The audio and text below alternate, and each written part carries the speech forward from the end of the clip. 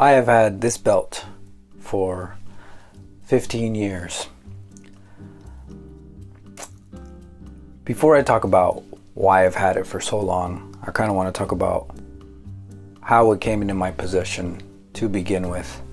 And so roughly when I was about 14 years old, my mother was actually deported because I'm Hispanic and I grew up with Hispanic parents that were actually from Mexico, and she is undocumented. She's undocumented, so something happened in my family where she got deported. So very quickly, me, my brother, and my sister actually had to be moved with all of our stuff to different parts of our family. My brother and my sister were moved with our grandmother, and I was moved in with my cousins because I actually went to the same school as them. We were the same age. And I would say probably a year passed, and I kind of outgrew my clothes very quickly. So what ended up happening is I got a lot of hand-me-downs from my cousins. Again, we were roughly the same age, same build. So, but one thing was for sure, their pants, my cousin's pants, didn't fit me. So he gave me this belt, and I've held on to it for this whole time, but not for reasons that you'd think, right? Not really sentimental value. I really don't have sentimental value for things. I'm very strong-willed when it comes to minimalism. So it really wasn't holding on to it for sentimental value per se. I held on to it because, trust me, I have tried to replace this belt for a while. I have very much tried to replace this belt, and it's difficult. It's very difficult to replace this belt, and I'll tell you why. They don't make belts like they used to. They really just don't.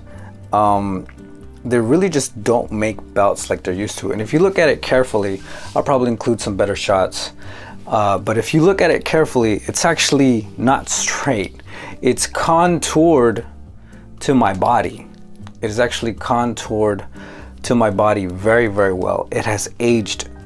It has gotten a strong patina when it comes to the leather and the buckle. The buckle is actually made of brass, but it kind of has this patina that has a silver finish, but yeah, it's actually made of brass.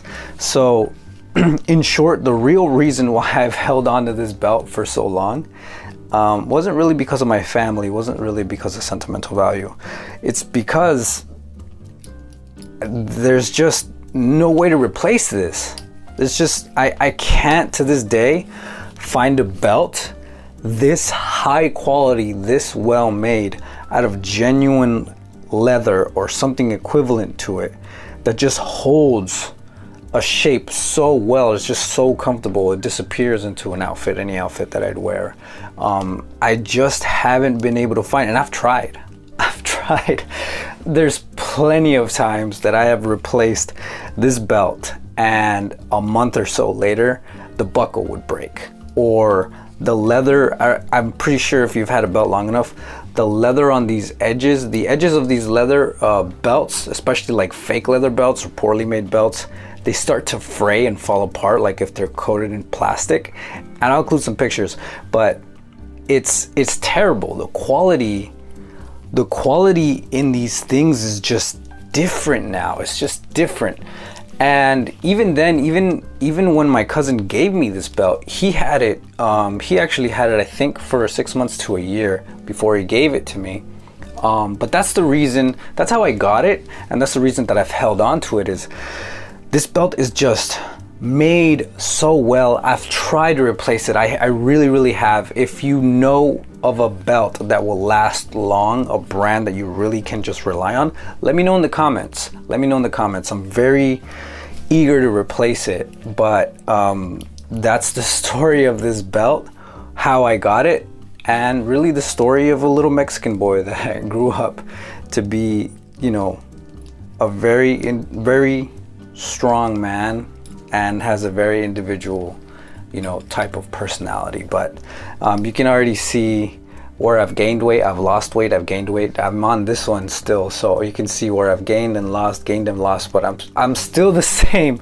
It's funny because I'm still essentially the same waist size that I was when I was in middle school and high school. But yes, that's my little story. Thank you for watching.